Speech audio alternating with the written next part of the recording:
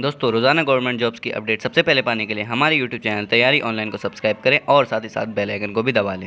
तो हेलो दोस्तों, ये है पार्ट थर्ड जो हमने टॉप 100 जीके की सीरीज़ चालू करी है उसका। इसकी इंपॉर्टेंस मैं आपको बता नहीं सकता। इसकी इंपॉर्टेंस आपको तब पता लगेगी जब इस सीरीज़ के क्वेश्चन आपको डायरेक्ट आपके एयरफोर्स या नेवी के एग्जाम्स में देखने को मिलेंगे। आज तक जितने भी आपने जीके पढ़ी है, जितने भी आपने यूट्यूब पर वीडियोज़ देखे हैं, किसी भी सर से पढ़ा हो, वो सब एक तरफ रखिए और इस वीडियो में जो भी आपको टॉप 100 क्वेश्चन देखने को मिलेंगे उनको एक तरफ रखिए, क्योंकि मैं आपको बता नहीं सकता कि मैंने कहाँ कहाँ से ये क्वेश्चन इकट्ठा करें आपके लिए। तो प्लीज़ इस वीडियो को अंत तक देखिए। तो चलिए अपने पहले क्वेश्चन की तरफ बढ़ते हैं। पहला क्वेश्चन है हमारा, बीटा नेशनल पार्क किस राज्य में है? तो आपको बताना चाहता हूँ ये झारखंड में स्थित है। तो अपने अगले क्वेश्चन की तरफ बढ़ते हैं। तो जहाँ भी आपको एक्सप्लेनेशन की ज़रूरत होगी मैं अपने आप ही आपको एक्सप्लेनेशन दे दिया करूँगा। जिस भी क्वेश्चन के पीछे कोई फैक्ट रहेगा या हिस्ट्री रहेगी मैं आपको बता दिया करूँगा इंपॉर्टेंट। तो अगले क्वेश्चन की तरफ बढ़ते हैं। अगला क्वेश्चन है हमारा, मौलिक कर्तव्य कहाँ से लिए गए हैं? तो आपको पता होना चाहिए ये रूस से लिए गए हैं। तो सारे आपको याद करने की कोई ज़रूरत नहीं है कि मौलिक कोई से भी अनुच्छेद आपको सारे याद करने की ज़रूरत नहीं है। मैं आपको बताता चलूँगा इंपॉर्टेंट। आपने मान लीजिए आपने 50 याद कर लिए, उसमें से आने 10 ही और वो टॉप 10 मैं आपको बता दूंगा। आप मेरी वीडियो कंटिन्यू देखिए। मैं आपको सारे फैक्ट, सारे जितने भी आपके एयरफोर्स या नेवी SSR से रिलेटेड है, मैं सारे आपको अपने वीडियो की मदद से बताता चलूँगा। तो हम जान लेते हैं सबसे पहले मौलिक कर्तव्य हमारे रूस से लिए गए हैं। अब आप पूछेंगे मौलिक कर्तव्य कहाँ से लिए गए हैं, सॉरी मौलिक अधिकार कहाँ से लिए गए हैं? तो हमारे मौलिक अधिकार USA यानी अमेरिका से लिए गए हैं। और एक और हमारा बहुत इम्पॉर्टेंट ये है, DPSP कहाँ से लिया गया है, यानी राज्य के नीति निर्देशक सिद्धांत कहाँ से लिए गए हैं? तो मैं आपको बता देता हूँ, ये आयरिश कॉन्स्टिट्यूशन से हमारे लिया गया है।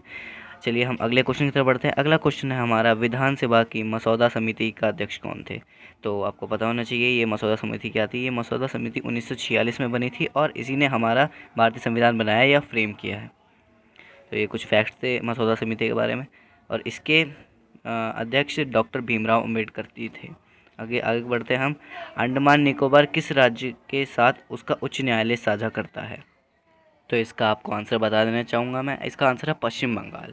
तो मैं एक इसके पीछे फैक्ट बताना चाहूँगा कि हर राज्य है, हर यूनियन टेरिटरी मतलब हर केंद्र शासित प्रदेश के पास अपना हाई कोर्ट नहीं होता। तो कुछ राज्यों से या कुछ यूनियन टेरिटरी से अपना हाई कोर्ट साझा करता है। तो इनमें से एक है लक्षद्वीप। लक्षद्वीप अपना, जैसे कि मैं चलो आपको ड्रॉ करके बताता हूँ। जैसे मान लीजिए ये इंडिया है, ये हमारा आ गया अंडमान निकोबार। तो अंडमान निकोबार और यहाँ पे आ गया अपना पश्चिम बंगाल। तो ये इससे साझा करता है। अब इसी के विपरीत यहाँ पे लक्षद्वीप है। लक्षद्वीप आप सोचोगे कि मुंबई से या महाराष्ट्र से सही शेयर करेगा अपना हाई कोर्ट, लेकिन नहीं, वो अपना हाई कोर्ट केरल से शेयर करता है। तो ऐसे ही कुछ फैक्ट्स है जो मैं आपको वीडियो के साथ साथ बताता चलूँगा। आप मेरे वीडियो में मेरे साथ बने रहिए, आपके सारे डाउट्स मैं क्लियर करूँगा। तो आगे बढ़ते हैं हम।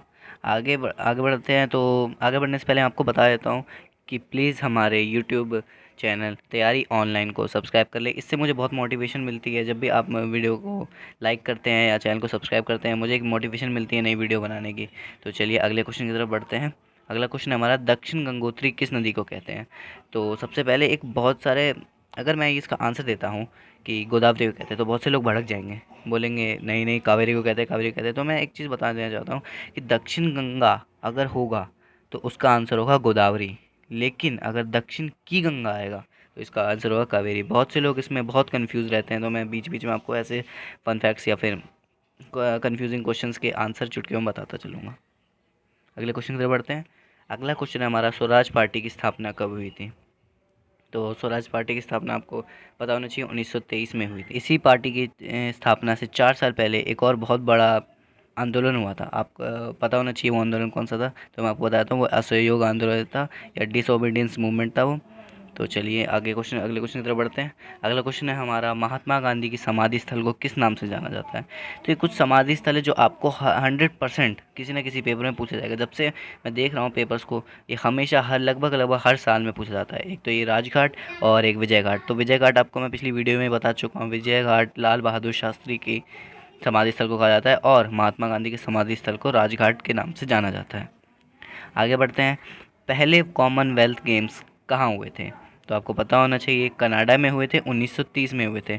तो आपको पूछेंगे कॉमनवेल्थ का मतलब क्या होता है? तो कॉमनवेल्थ का मतलब होता है जो देश कभी ना कभी ब्रिटिश शासन में रहे हैं या ब्रिटिश शासन का स्वाद चख चुके हैं, उनको कॉमनवेल्थ कहा जाता है।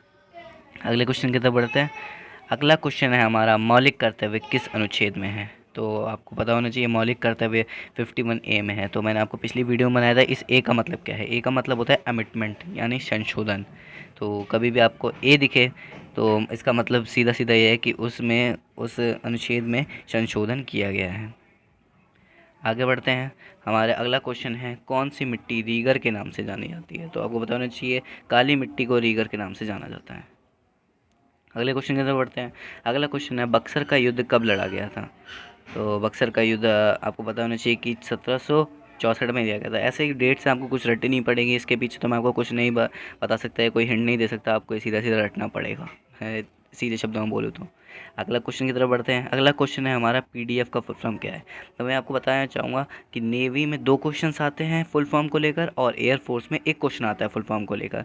तो कुछ जैसे एलसीडी हो गया, एलईडी हो गया, इन सब के जो फुल फॉर्म्स है ये बहुत इंपॉर्टेंट होते हैं। तो आपको आगे वीडियो में बताता चलूँगा। तो सबसे पहले भी यहाँ देख लेते हैं पीडीएफ की फुल फॉर्म क्या है। पीडीएफ की फुल फॉर्म होती है portable document format.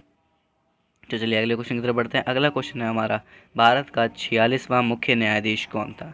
Most important question है दोस्तों, याद करना ही पड़ेगा, रटना ही पड़ेगा, जो भी करना, जो भी चाहे आप बोले वो करना ही पड़ेगा इस क्वेश्चन के साथ।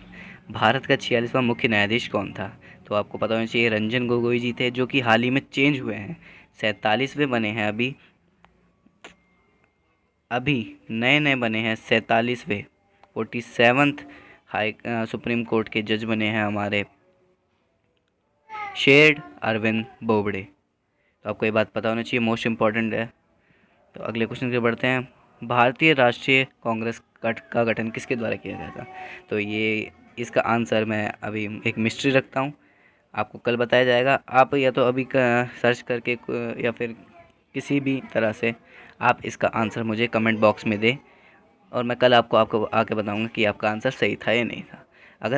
और एक और चीज़ मैं आज डिस्कस करना चाहूँगा आपके साथ कि अभी तक अगर आप मेरी आवाज़ सुन रहे हैं तो इसका मतलब ये है आप एक क्लोज़र हैं, आप एक लूज़र नहीं हैं। जो लोग मतलब बहुत अपनी जर्नी का आधे से ज़्यादा कवर कर लेते हैं उनको मैं क्लोज़र कहता हूँ। तो आप कॉन्ग्रेचुलेशंस, आप एक क्लोज़र हैं, आप एक लूज़र नहीं हैं। तो धन्यवाद। अगली वीडियो में मिलते हैं टॉप 100 जीके की अगली सीरीज़ में। धन्यवाद।